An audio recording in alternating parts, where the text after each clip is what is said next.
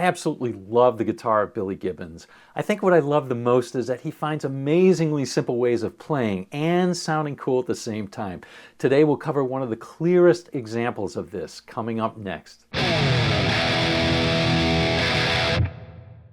One of the things I try to help students do, both private and internet students, is to play along with the chord changes.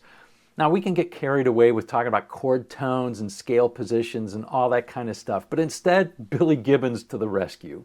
This example comes from ZZ Top's great 1976 album, Tejas.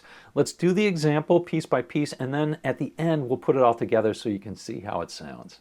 The example we'll cover is based on Arrested for Driving While Blind.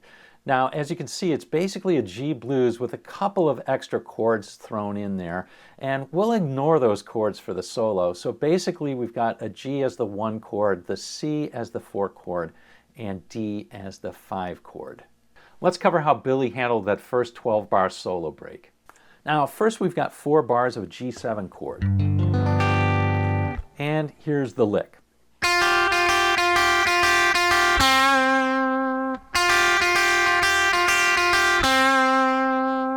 So notice it's 1 lick played twice, and here it is slowly.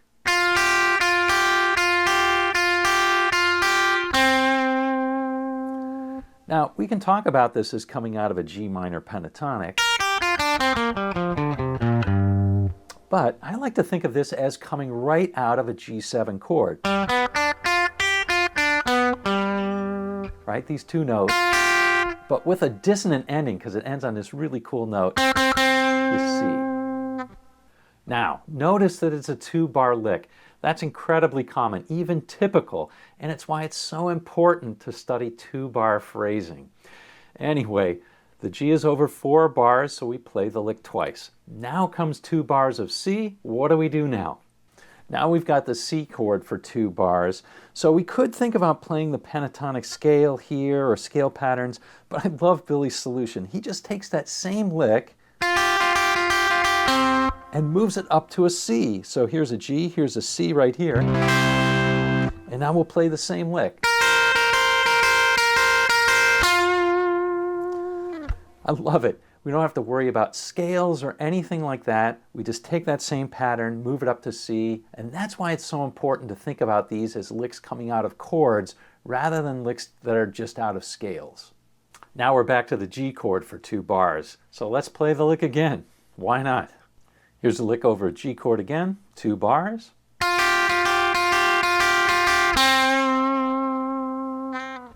But now we get to the tricky part of the blues, and that's because there's only 1 bar of D and 1 bar of C, and so we can't just play our lick because it's a 2-bar lick. So what do? Let's check it out. So we've got 1 bar of D, and so what do we do over that? Well, we could just outline a D chord. Here's our D, and so here's what is played. We take that a little slowly. Just outlines that D chord, and then it's got this little chromatic run down to the C, and that's our next chord. Getting to the home stretch. Now we've got a bar of C leading to the G. What do we do there? Okay, a bar of C.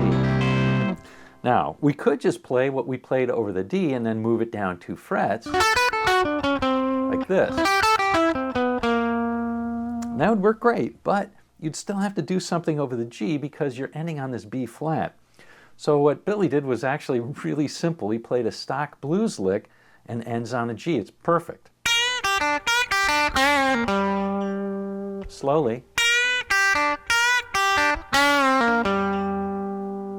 Now let's put it all together. But before we do, let's take a note of what are some important things to take away, especially as you listen to this demo.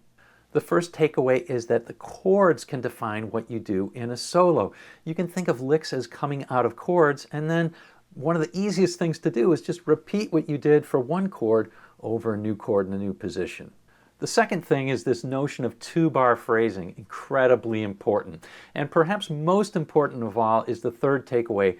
Billy really only had 1 idea for this whole 12 bars. 1 idea and then a stock lick at the end. It's really powerful to connect with your audience and to create a memorable solo. So have a listen for all those things as you listen to the demo.